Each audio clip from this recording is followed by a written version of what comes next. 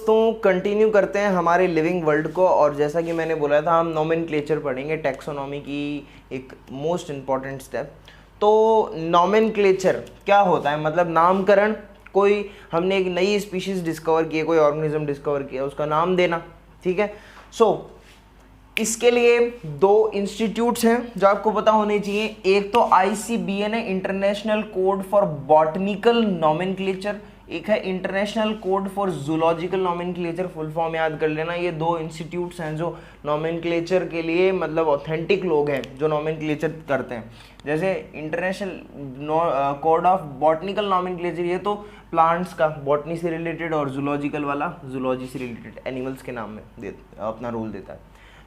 नाम कैसे लिखा जाता है आपको हर जगह, अब जब आप अपने पढ़ना शुरू ही किया है तो जब आप पूरा आगे पढ़ते जाओगे ना, तो आपको बहुत जगह चीज़ों के नाम लिखे हुए मिलेंगे। चीज़ों के नाम नहीं, मतलब ऑर्गेनिजम्स के नाम, स्पीशीज़ के नाम। तो आपको क्या देखने को मिलेगा, कहीं जैसे आम मैंगो का नाम होता है मैंजीफेरा इंडिका। होमोशेपियंस, ये किसका नाम है, ह्यूमंस का साइंटिफिक नेम है।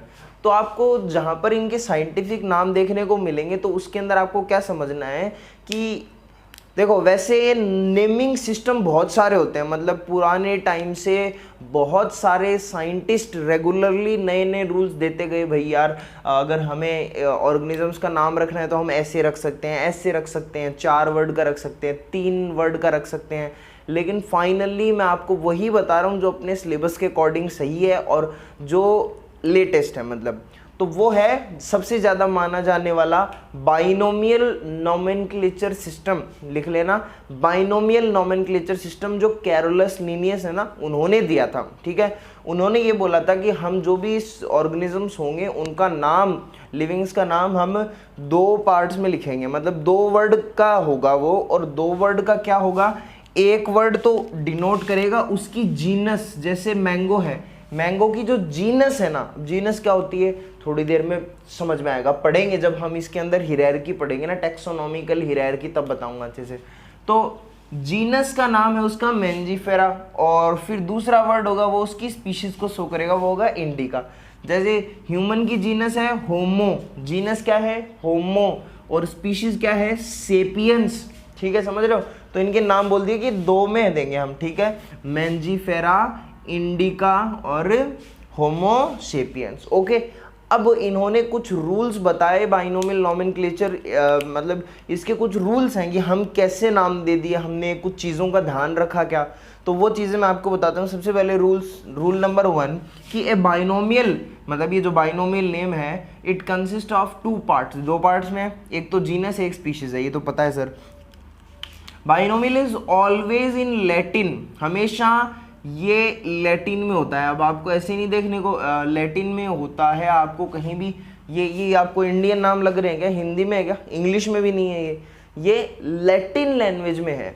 मतलब क्या है कि कई बच्चों के मन में क्वेश्चन होता है कि है ना, हमेशा नाम लैटिन में ही क्यों होते हैं, समझ में आता है ना, मतलब हमेशा नाम लैटिन में क्यों होते हैं। मतलब किसी चीज़ का नाम होता है, मोस्टली चीज़ें लैटिन में होती हैं, साइंटिफिक जो भी केमिकल हो चाहिए, एलिमेंट्स हो, उनके नाम लैटिन में होते हैं, क्योंकि लैटिन एक डेड लैंग्वेज है। लैटिन एक डेड लैंग्वेज है जो बहुत कम इस्तेमाल की जाती है।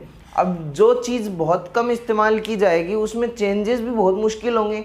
अब एक बात बताओ, एक पुरानी गाड़ी है, उस गाड़ी को कोई चलाता ही नहीं होगा। जैसे मान लो मार्केट में उसको लॉन्च किया मालिक ने और वो बिकी नहीं, अगर वो बिकी नहीं, चलन में ही नहीं आई, तो फिर उसके बाद में ये बताओ कि उसमें मॉडिफिकेशंस कैसे होंगे। बस उसने एक मॉडल लॉन्च कर दिया, किसी ने खरीदा ही नहीं, बस रह गया वहीं का वहीं ख़त्म। लेकिन दूसरी तरफ किसी ने एक गाड़ी लॉन्च कर दी, जैसे इनोवा किसी ने लॉन्च की, तो इनोवा यार काफ़ी चल गई, लोगों ने, बहुत सारे लोगों ने ख़रीदा। तो फिर धीरे धीरे उसमें जो कमियां थी उनको ओवरकम कर करके हर बार एक नया वर्जन निकालते हैं कंपनी वाले कि भाई यार ये हमने इसको मॉडिफाई कर दिया, इस बार इसमें हमने ये चीज़ें और डाली हैं, इस बार हमने ये चीज़ें और डाली हैं, इस बार ये चेंज कर दिया, इस बार ये बदल दिया, ये हटा दिया, ये नया कर दिया। ठीक है। तो वैसे ही अगर नाम ये लोग इंग्लिश में देने लगे स्पीशीज़ के, जैसे मान लो ह्यूमन का नाम होमोसेपियन है। ठीक है। अब इंग्लिश में अगर ये नाम होता, अब पता नहीं क्या होता, लेकिन अगर इंग्लिश लैंग्वेज में लोग रखते तो इंग्लिश लैंग्वेज बहुत ज़्यादा यूज़ की जाती है और बाकी लैंग्वेजेस भी बहुत यूज़ की जाती हैं। तो वो यूज़ की जाती हैं तो उनके अंदर है ना चेंजेस पॉसिबल होते हैं। जैसे हम देखते थे कि लोग मतलब एक वर्ड है, उस वर्ड को बोलने का तरीका ही अलग अलग होता है। मतलब इंडिया में उसको कुछ और बोला जाता है, कहीं और कुछ बोलते हैं, कहीं और कुछ बोलते हैं, ठीक है। प्रोनाउंसिएशन में डिफरेंस हो जाता है। और या फिर कई बार आपने देखा होगी कई वर्ड्स तो ऐसे हैं जो हम बचपन में कुछ और लिखते थे, आजकल उनमें मॉडिफिकेशन हो गया है कि भाई ये पहले बोला जाता था, अब इसको ऐसा नहीं बोला जाता, अब इसको ऐसे बोलते हैं। ओके, तो वो क्या है कि लोगों के बोलचाल में डिफरेंस आता है, इसलिए लैटिन में नाम दिए जाते हैं कि लैटिन बहुत कम यूज़ की जाती है। तो जैसा नाम हमने पहले दिया था आपको वैसा ही मिलेगा, वरना अगर नाम चेंज होते गए तो कहीं कोई कुछ बोलेगा, कहीं कोई कुछ बोलेगा। ये सुन लो, तो ये लैटिन में लिखे जाते हैं। अगर लैटिन में किसी ने नहीं भी दिए ना तो उनको लैटिनाइज्ड किया जाता है जानबूझ के। जैसे if Latin word is not available then it is Latinized, जबरदस्ती लैटिनाइज करते हैं। जैसे एग्जांपल एक विलियम रॉक्सबर्ग नाम के साइंटिस्ट है, विलियम रॉक्सबर्ग, इन्होंने एक पाइनस की स्पीशीज का नाम दिया था जिसका नाम था पाइनस रॉक्सबर्गाई। ये कैसे नाम हुआ, देखो पाइनस और इनका नाम रॉक्सबर्ग था ना, तो इनको जस्ट ट्रिब्यूट देने के लिए है ना लोगों ने इसका नाम लग दिया रॉक्सबर्ग, फिर आई लगा दिया आगे, तो ये लैटिनाइज कर दिया इसको, ठीक है। और तीसरा रूल, प्रिंटेड इन इटैलिक्स, हमेशा इनको इटैलिक्स में प्रिंट किया जाता है। और अगर इटैलिक्स में अपन प्रिंट नहीं कर सकते, लिख रहे हैं ना, तो इनको क्या है कि सेपरेटली लिख करके देखो अंडरलाइन करना होता है, हमेशा अंडरलाइन करो इसको, ठीक है। अब जो जीनस है उसका जो पहला लेटर है वो तो कैपिटल में होता है, जैसे ये कैपिटल में है, और जो स्पीशीज है उसका पहला लेटर स्मॉल होता है, ये याद रखना। कैपिटल स्मॉल अलग अलग लिखना है, स्पेस छोड़ के अंडरलाइन कर देना है दोनों को, और लैटिनाइज करना है, ठीक है। लैटिनाइज तो होता ही है, हमें जो भी नाम देखने को मिले लैटिन ही मिलेंगे। चाइना रोज, जैसे एग्जाम्पल चाइना रोज है ना, इसका साइंटिफिक नेम होता है हिबिस्कस रोजा साइनेंसिस। तो इससे हमें ये चीज़ देखने को मिल रही है कि अगर स्पीशीज का नाम जो है ना वो एक से ज़्यादा वर्ड्स का हो, जैसे इसके अंदर रोजा साइनेंसिस ऐसे है, तो एक से ज़्यादा नाम है ना, वर्ड है, तो इनको हम एक हाइफन से जोड़ देते हैं और एक साथ लिख करके अंडरलाइन कर देते हैं, ये और नो सारे रूल्स फॉलो करके।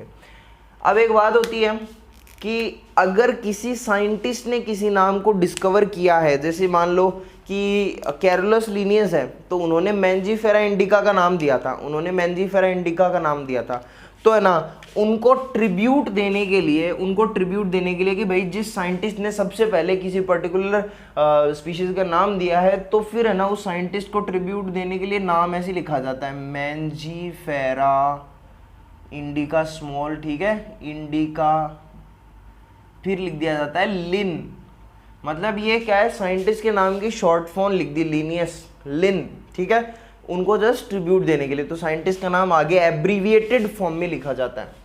Okay, next point, टोटोनिम्स।